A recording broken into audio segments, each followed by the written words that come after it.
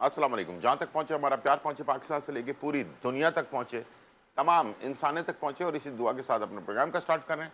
और आप देख रहे हैं मिर्च मसाला। मिर्च मसाले के अंदर जो है बहुत ही मज़े-मज़े की रेसिपीज़ आप लोगों के लिए बन रही हैं और सीज़न के हिसाब से रेसिपीज़ बनाई जा रही हैं। मौसम ठंडा है और इस वक़्त मज़े-मज़े के खाने खाने का दिल भी चाह रहा होता है।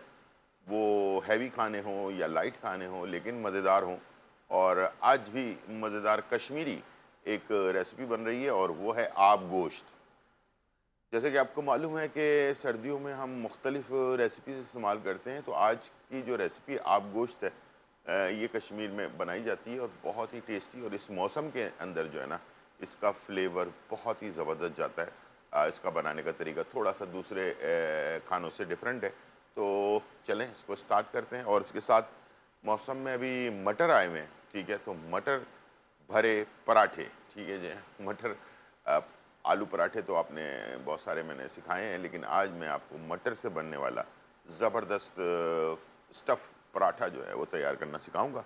और इसके साथ आज की इन्फॉर्मेशन बहुत ही ज़बरदस्त है और वो है हम सब इस्तेमाल करते हैं दूध। दूध का सही तरीका इस्तेमाल करने का जो आपको एनर्जी भी दे और आपके मुश्किलात को आसान भी करे और आपको बॉडी को मज़बूत भी रखे। तो वो कैसे इस्तेमाल करना है, क्या चीज़ें इस्तेमाल कर सकते हैं, तो ये चीज़ें भी आपके साथ मैं शेयर करने जा रहा हूँ।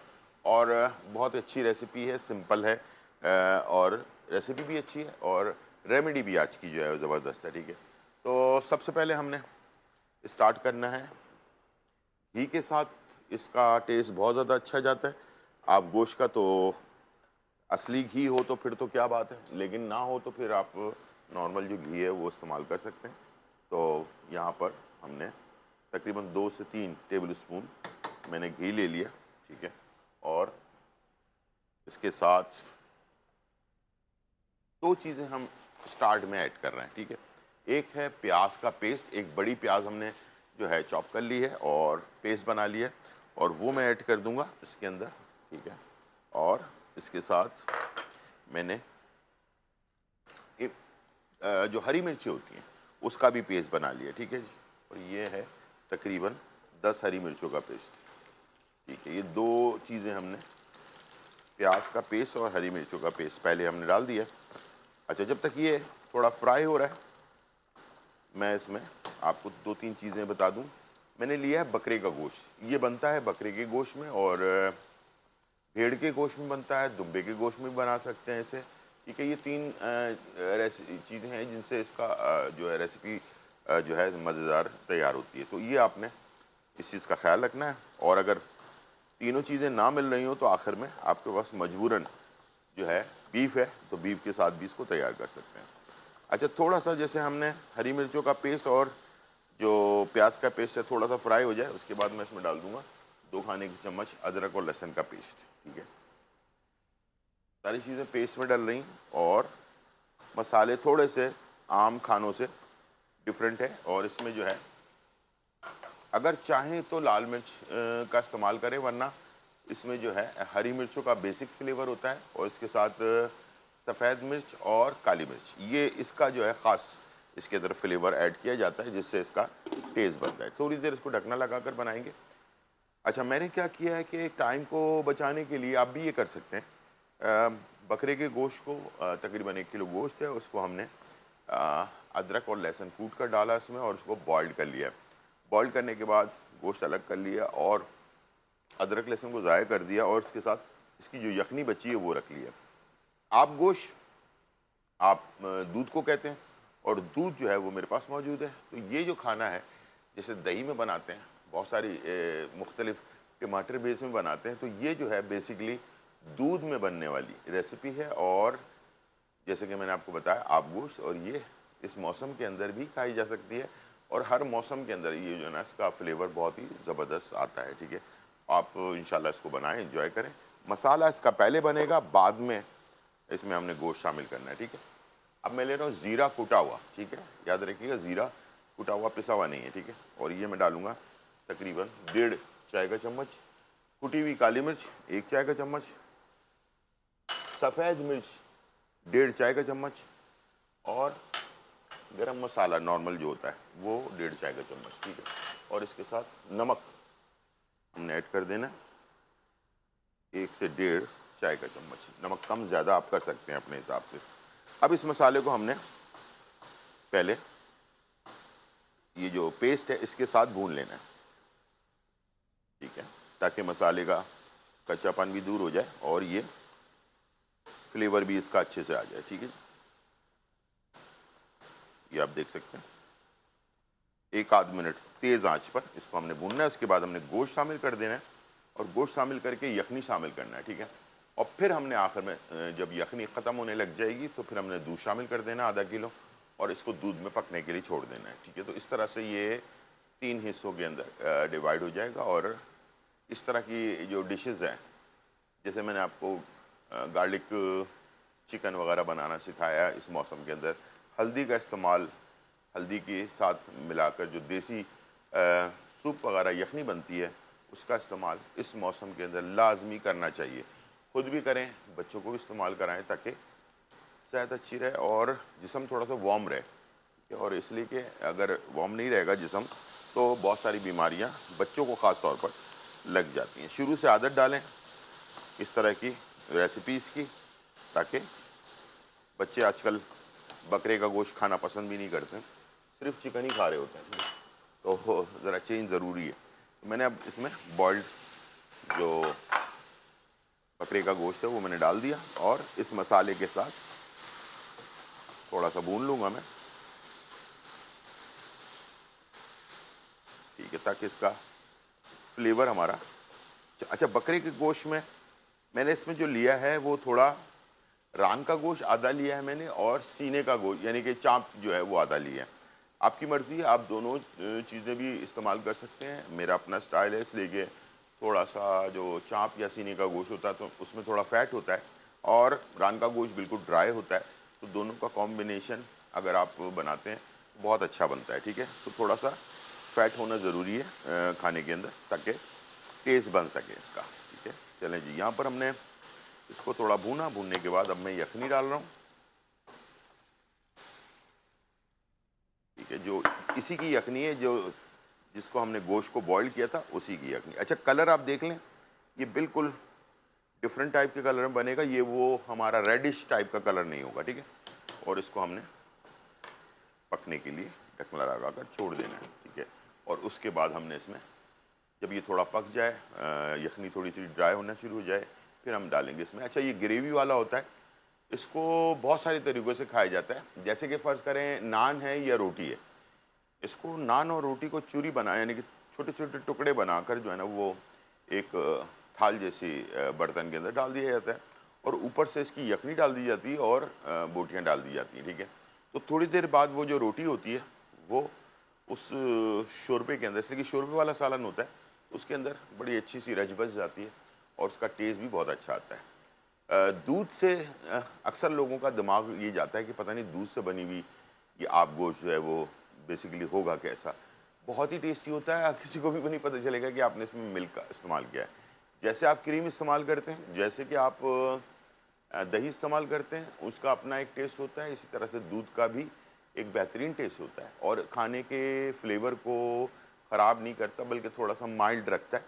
जो लोग ज़्यादा मिर्च मसाले की चीज़ें पसंद नहीं करते हैं उनके लिए तो बहुत ही लाजवाब है और टेस्ट के हिसाब से बच्चे और बड़े सब बड़ी ताकतवर चीज़ होती है। और ये बकरे के गोश्त के साथ दूध का जो कॉम्बिनेशन है ये बहुत ही अच्छा है, ठीक है। तो इसको ज़रूर ट्राई कीजिएगा और इंशाल्लाह इससे आपकी सेहत अच्छी रहेगी। और जो भी मैंने मौसम के हिसाब से बताया है वो आप ज़रूर ट्राई करें। आज जो हमारा ये जो मटर का भरे जो पराठे बन रहे हैं, ये अब रमज़ान भी आने वाला है, तो रमज़ानों में लाज़मी हैं, अब हम शुरू कर रहे हैं कि अगले हफ्ते से हम रमज़ानों की कुछ रेसिपीज़ ऐड करना शुरू कर रहे हैं।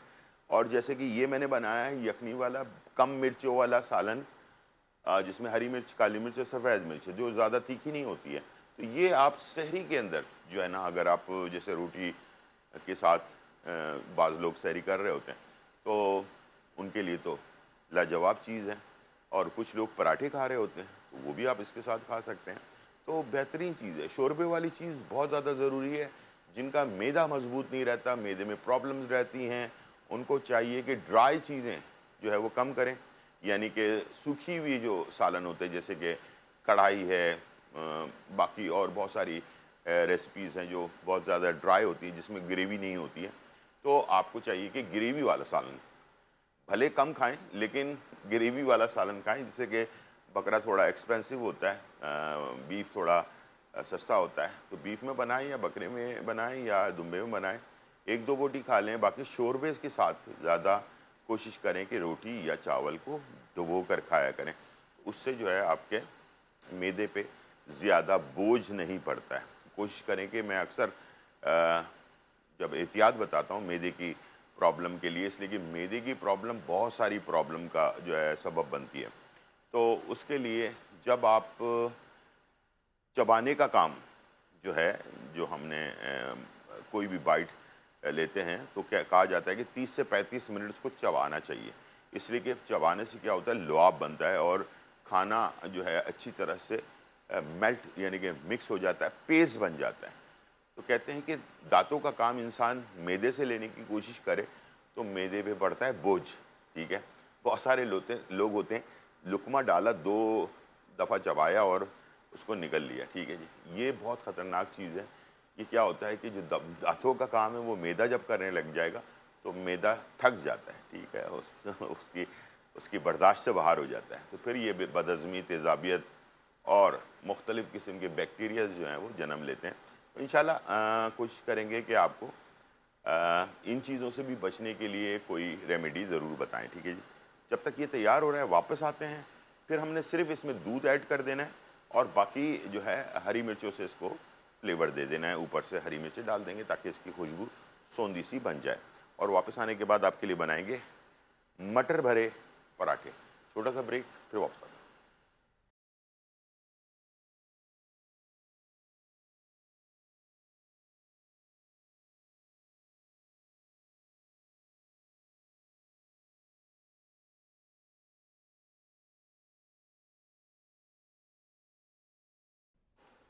वेलकम बैक नाज़रीन। और यहाँ जो है बहुत ही मज़ेदार, धमाकेदार, खुशबूदार और चटखारेदार रेसिपी जो है तैयार हो रही है और हम जो बना रहे हैं आपके लिए कश्मीरी आब गोश्त। और ये जो है इस वक्त फाइनली तैयार होने जा रहा है और थोड़ा सा इसकी यखनी जो है कम हो गई है, तो मैंने आपसे कहा था कि उसके बाद हम इसमें दूध ऐड कर देंगे, नॉर्मल जो दूध होता है, ठीक है। और वो है आधा लीटर हमने दूध इसमें डाल देना है, ठीक है। ये चला गया दूध, ठीक है। और इसकी खुशबू को बढ़ाने के लिए इसमें साबुत हरी मिर्चें धोकर डंडी के साथ इसको हमने ऊपर डाल दिया और ये बस इस तरह से ये तैयार होगा।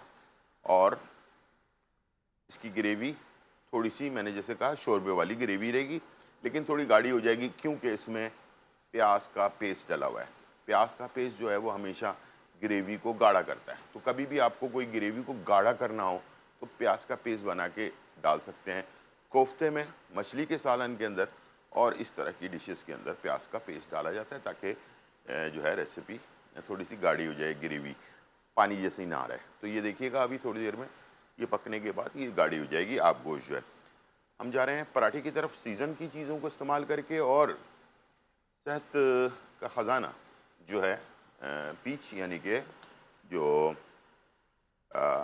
अपना मटर है, इसको हमने ताज़ा मटर लेकर इसको हमने पेस्ट बना लिया, मोटा मोटा दरदरा सा पेस्ट बनाया।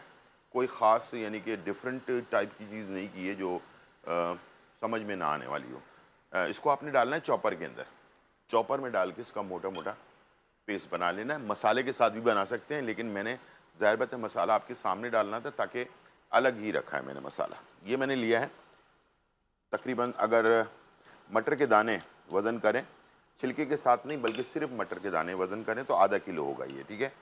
इसमें हमने डालना है एक दरमियानी प्याज चॉप करके, और आप देख सकते हैं इसका पानी निकाला हुआ है मैंने, ये देख लें बिल्कुल ड्राई किया हुआ है, ठीक है। प्याज को चॉप किया, मलमल के कपड़े में डाला, छान लिया, इसका पानी निकाल लिया। उसके बाद इस प्याज को हमने ऐड करना है, एक दरमियानी प्याज। हरी मिर्चें 5 से 6 अदद, कम ज़्यादा आप कर सकते हैं अपने हिसाब से, ठीक है। मैंने इसमें 4 से 5 हरी मिर्चें ली हुई हैं। गरम मसाला 1 चाय का चम्मच, ठीक है। और लाल मिर्च कुटी हुई 1 चाय का चम्मच, ज़ीरा पाउडर 1 चाय का चम्मच, लाल मिर्च पिसी हुई 1 चाय का चम्मच, और नमक 1 चाय का चम्मच, पिंक सॉल्ट और आधी गड्डी जो है ये है हरा धनिया चॉप हुआ हुआ बारीक, डंडी के साथ। अक्सर लोग डंडी निकाल कर फेंक देते हैं। डंडी का सिर्फ काला वाला हिस्सा जो होता है ना उसको फेंकना चाहिए, बाकी डंडी इस्तेमाल करनी चाहिए। डंडी के अंदर बहुत ज़्यादा फ्लेवर होता है और सेहत के लिए बहुत फ़ायदेमंद होता है। जिनकी आंखों की पुतली जो है ना जो ब्लैक कलर की होती है, वो अगर क्लियर नहीं है और आप की आंखें हमेशा येलो से रहती हैं या पुतली में जो है ना थोड़ा सा शार्पनेस नहीं है, तो उनको चाहिए कि डंडी के समेत हरा धनिया का इस्तेमाल चटनी में, वैसे भी सैलेड के ऊपर डालकर किसी भी तरह से हरा धनिया का इस्तेमाल करें। तो एक तो आंखों की पुतली भी आपकी क्लियर रहती है और शार्प आंखें बनेंगी आपकी।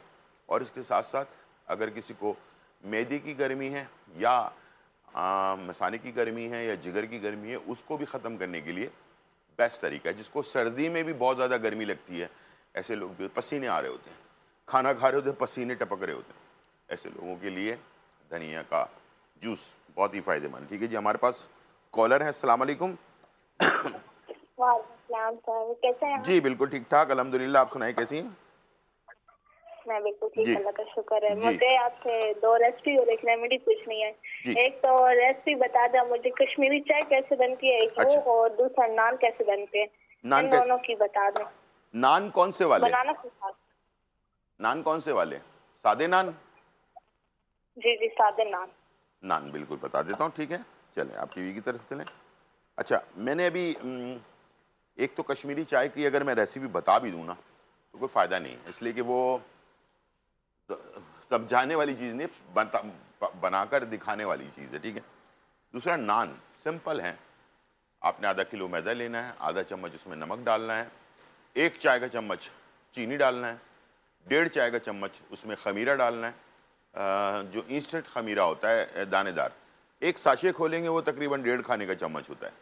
साशे में जो मिलता है वो इस्तेमाल करें, डब्बे वाला इस्तेमाल ना करें। ठीक है, डब्बे वाले में एक दफ़ा इस्तेमाल किया, हवा लग गई, उसका जो एक्टिव करने की सलाहियत होती है वो ख़त्म हो जाती है। तो साशे इस्तेमाल करें, एक दफ़ा खोला साशे पूरा डाल दिया आपने, और वो 1.5 खाने का चम्मच होता है।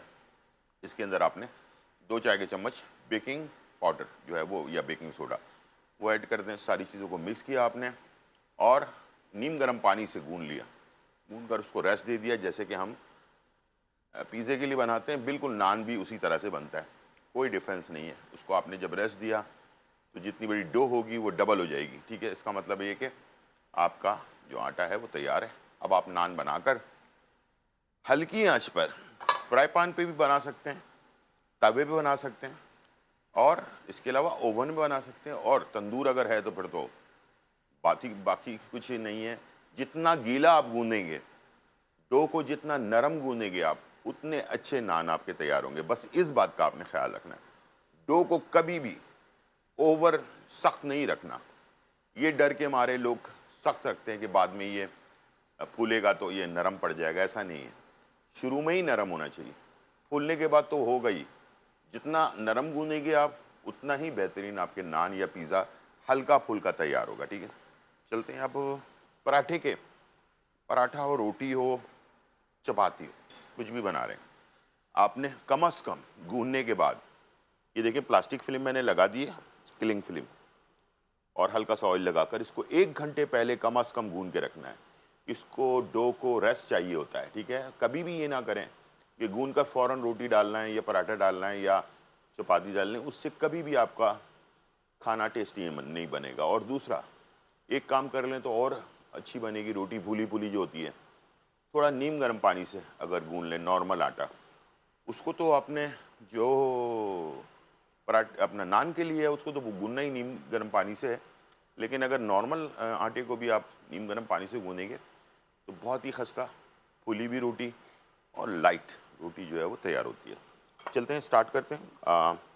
मटर भरे पराठे। ठीक है, उसकी हमने आधा किलो मैदा और आधा चम्मच जो है नॉर्मल जो नमक होता है, पिंक सॉल्ट, वो मैंने इसमें डाला है, और इसको हमने बिल्कुल नॉर्मल गूंदा है, कोई ज़्यादा हैवी जो है वो नहीं रखा। ठीक है, ये हमने गोला बना लेना। ठीक है, और इसको रेस्ट ज़रूर देना है। ये देखिए, बनाने के बाद इसको फ़ौरन नहीं बेलना। ठीक है, ये बात ख्याल रखना है आपने।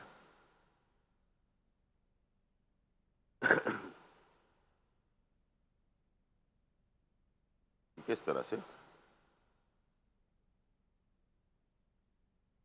आपने पेड़े तैयार करना है, जो शुरू का पेड़ा बनाया है वहां से आपने इसकी फिलिंग शुरू करनी है। ये देखिए 8 आधा किलो में ये तकरीबन 5 पराठे आराम से आपके तैयार हो जाएंगे।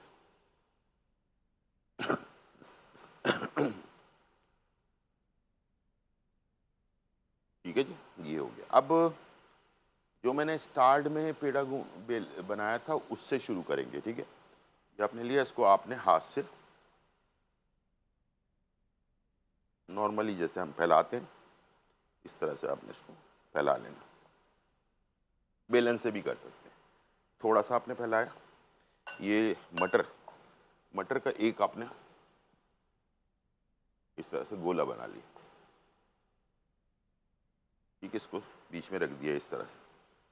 इसको अच्छी तरह से देख लें कि कैसे बनाइए। ठीक है, दूसरा लिया,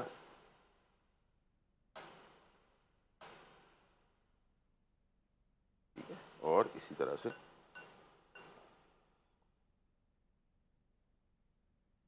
एक गोला आपने तैयार किया और इसके ऊपर रख दिया। ठीक है, इस तरह से आपने ये देख लें, इस तरह से आपने इसको रखना है। ठीक, और उसके बाद सारे गोले बनाने के बाद हाथ को कर लें साफ, ताकि आपके हाथ का जो मटर के जो कचरा जो आपके हाथ में लगा हुआ है वो उस पर ना लगे। ठीक है, अब आपने क्या करना है, हाथ साफ करने के बाद हाथ को ड्राई कर लिया, थोड़ा सा मैदा लिया हाथ में और उसको हाथ में डस्ट कर लिया। ठीक है, इस तरह से। अब ये इसको आपने ऐसे पकड़ा और एक जगह पर खींचते जाएं और बंद करते जाएं, एक जगह जमा करते जाएं। ठीक है, जब ये जमा हो जाए उसके बाद आपने वैसे करके घुमाने अच्छी तरह से। ठीक है, और इसके बाद इसको आपने निकाल लिया। अब आपने क्या करना है, ये जो खुश्का है इसके ऊपर रखकर हाथ से उल्टी तरफ से दबा देना है और इसको फ़ौरन नहीं बेलना, प्लीज़ इसको थोड़ा रेस्ट देना है। ठीक है, ताकि इसके अंदर खिंचाव जो है ना, आटे या मैदे का खिंचाव होता है, वो ख़त्म हो जाए। ठीक है, अब उसके बाद आपने सारे जो बनाए आपने पराठे उसके सब को आपने इसी तरह से बना बना कर रख लेना है। इसको कहते हैं प्रोफेशनल स्टाइल कुकिंग का। तो ये सीखना ज़रूरी है, घर पर भी सीखना ज़रूरी है, ताकि आपके कम टाइम में ज़्यादा चीज़ें आप बना सकें और आपकी मेहनत भी कम लगे। ठीक है, यही मकसद है हमारा और यही सिखाना चाह रहा हूँ मैं आपको। ठीक है, ये हमने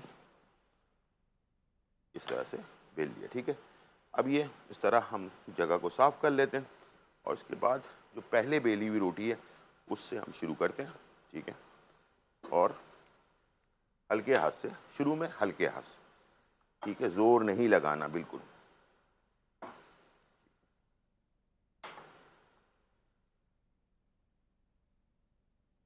ठीक है, हल्के हाथ से बनाते जाएंगे ताकि ये फैलता जाए और किनारे तक चला जाए। अगर साइडों से थोड़ा सा निकल भी जाए तो कोई मसला नहीं है, फिक्र करने की बात नहीं है बिल्कुल। ठीक है, ताकि वो जो एयर होती है ना वो हल्की सी निकलती है ज़रूर। ठीक है,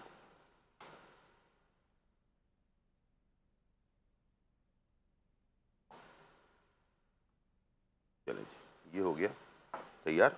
और अब मैं डाल रहा हूँ उसको पकने के लिए पैन में।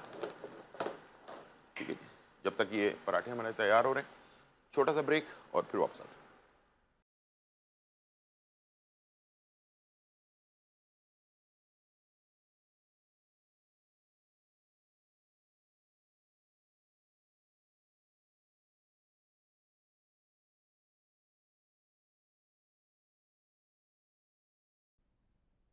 वेलकम बैक नाजरीन। और यहाँ जो है धमाकेदार, खुशबूदार और चटखारेदार रेसिपी जो है तैयार हो चुकी है और आपके सामने आप गोश्त कश्मीरी आप गोश्त जो है वो तैयार है और इसके साथ मज़ेदार मटर भरे पराठे।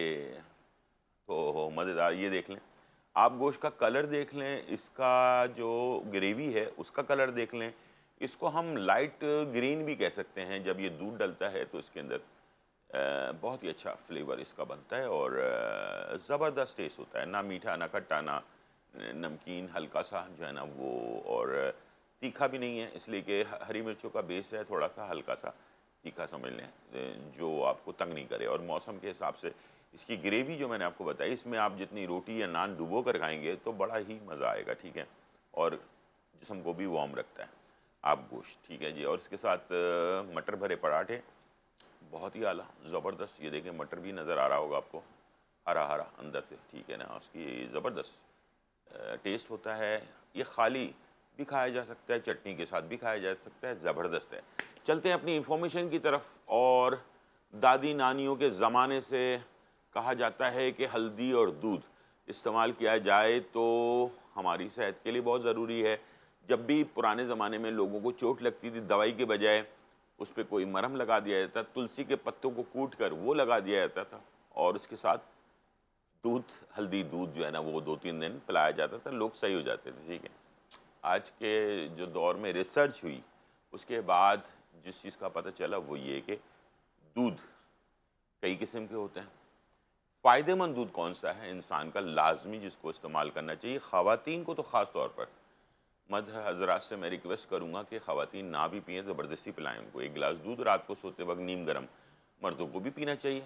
मुकम्मल ग़िज़ा होती है। और ख़ास तौर पर गाय का दूध, गाय का दूध जो आसानी से मिल जाता है, थोड़ी सी तलाश करने की ज़रूरत है, वरना ज़्यादातर 90% हमारे यहाँ जो गोश्त होता है वो गाय का होता है और दूध जो है भैंस का होता है। हालांकि इसका उल्टा होना चाहिए, दूध गाय का होना चाहिए और गोश्त जो है ना भैंस का होना चाहिए, जो बॉडी के लिए फ़ायदेमंद है, ठीक है। तो लेकिन हमारे यहाँ डिफरेंट हो रहा है। तो लेकिन बहरहाल आप चाहें तो इसे चेंज कर सकते हैं। बहुत सारी कंपनियां, मैं भी ऑनलाइन मंगवाता हूँ दूध गाय का, तो आप भी कोशिश करेंगे तो बहुत सारी चीज़ें आपको मिल जाएंगी। या बकरी का दूध तो बहुत ही फ़ायदेमंद है, उसका तो कोई लाजवाब ही नहीं है। वो तो जो बच्चे माँ फीडिंग नहीं करवा सकती, कोई प्रॉब्लम है, तो उनको उनका अल्टरनेट जो है बकरी का दूध दिया जाता है। तो इतना फ़ायदेमंद है, पूरी पूरी ग़िज़ाइयत इसके अंदर मौजूद होती है। तो लाजमी इस्तेमाल करना चाहिए दूध। महंगा ज़्यादा है लेकिन ये कि जो है, अब मैं आपको जो बताने जा रहा हूँ कि ये है एक नीम गर्म दूध और इसमें आपने आधा चम्मच हल्दी का और एक चुटकी काली नमक, काली मिर्च, आधा चम्मच हल्दी और एक चुटकी काली मिर्च कुटी हुई, ठीक है। और ये ताज़ी काली मिर्च होनी चाहिए जो आप खुद कूटें, ठीक है। और इसको आपने इस तरह से मिलाना, तब जाकर ये दूध, हल्दी दूध जो है वो जिस्म में असर करता है, ठीक है। वरना ये सिर्फ दूध और हल्दी का जो कॉम्बिनेशन है वो असर कम करता है, ठीक है। ये हो गया मुकम्मल एक टॉनिक आपका। इसको रात के वक्त सोने से थोड़ा पहले अगर आप इस्तेमाल करेंगे तो जिस्म में जो आपके दर्द होते हैं बहुत सारे, उसको ख़त्म कर देता है। इसके साथ साथ आपको हड्डियों की प्रॉब्लम से बचाता है। मैदे के अंदर जो हमारे ऑर्गन्स हैं जैसे दिल, गुर्दा, फेफड़ा, इन तमाम चीज़ें जो अंदरूनी हैं, उनको, उसमें अगर कोई ज़ख़म हो जाए या कोई इन्फेक्शन हो जाए तो ये हल्दी जो है एंटीसेप्टिक होता है। ये आपके अंदर जाने के बाद उन चीज़ों को ठीक भी कर रहा होता है। तो हल्दी दूध कोई ख़ास तौर पर, जैसे पुराने ज़माने में कहा जाता था कि चोट लग जाए तो पिलानी चाहिए, ऐसा कुछ भी नहीं है। शुगर पेशेंट ख़ास तौर पर, मैंने इसमें कोई चीनी वगैरह ऐड नहीं की, उनको अगर इस्तेमाल करें वो, तो कुछ अरसे के बाद उनके जो शुगर लेवल है उसमें भी फ़र्क पड़ता है। ये जब अंग्रेज़ आए, इंडिया पाकिस्तान जब एक ही मुल्क था, तो उस वक़्त इन्होंने इसको, हल्दी की जब रिसर्च की तो उसको कहा गया कि ये एशिया का सैफ़रॉन है, यानी कि ज़ाफ़रान जैसी इसके अंदर ख़ुसूसियात मौजूद हैं। तो अब आप समझ सकते हैं कि ज़ाफ़रान जैसी ख़ुसूसियत मौजूद है तो इसको पीने से आपको क्या फ़ायदा हो सकता है। ख़वातीन को ख़ास तौर पर आयरन की कमी, विटामिन डी की कमी और भी बहुत सारी चीज़ें होती हैं जो घर पे ज़्यादा रहती हैं, घर का काम कर रही होती हैं। ख़वातीन में ज़्यादातर खून की कमी ज़्यादा हो जाती है। और बॉडी में विटामिन डी की कमी होती है। ये दोनों प्रॉब्लम जो है ना आगे जाकर बड़ी बड़ी बीमारियों का बायस बनती है। तो ये हल्दी दूध का इस्तेमाल किया आपने, 15 दिन भी छोड़ दिया, फिर 15 दिन इस्तेमाल कर लिया, इस तरह से 15-15 दिन का एक वो बना लें, मामूल बना लें। आफ्टर 30 यानी कि 30 के बाद का तो लाजमी मामूल बनाएं, इसलिए कि ये आपके जैसे कि उम्र के साथ साथ हमारी बॉडी के अंदर बहुत सारी चेंजेस आती हैं, उन सारे चेंजेस को रोकता है, हमारी तमाम प्रॉब्लम्स को सॉल्व करता है, हड्डियों को मजबूत रखता है। बाद में जाकर जो घुटनों में गैप आ जाता है, हम चलने फिरने में प्रॉब्लम होने शुरू हो जाती है, कमर में दर्द शुरू हो जाता है, L4 L5 L6 में जो है गैप आना शुरू हो जाता है कमर के। ये सारी चीज़ों से बचना चाहते हैं आप, तो ये आपने एक टॉनिक बनाकर दवाई समझ कर इसको जो है ना लाजमी एक ले लिया करें, एक गिलास। जितनी आपकी हैसियत है उसके हिसाब से कर लें, कोई ज़रूरी नहीं है। अच्छा, कहीं पर भी ऐसा हो सकता है कि भैंस का दूध ही मिल रहा हो, गाय का नहीं मिल रहा है, लेकिन प्लीज़ इस बात को कंफर्म कर ले कि वो असली है, ठीक है, असली होने चाहिए। आजकल मिलावट वाले दूध भी बहुत सारे, बगैर दूध के भी दूध बन रहा है, तो प्लीज़ देख समझ कर पैसे यूज़ कर रहे हैं तो आप अच्छी तरह से चाट पटक करके, आपके आपका हक बनता है कि आप इस चीज़ों को देख कर ही परचेज़ करें, ठीक है, आँख बंद करके परचेज़ ना करें। उनकी हौसला अफजाई होती है जो गलत चीज़ें बेच रहे होते हैं मार्केट के अंदर, ठीक है। तो ये थी आज की रेमेडी और रेसिपी। उम्मीद है आज का प्रोग्राम आपको पसंद आया होगा। ज़िंदगी रही तो फिर मुलाकात होगी, जब तक के लिए इजाज़त, अल्लाह हाफ़िज़, बाय एंड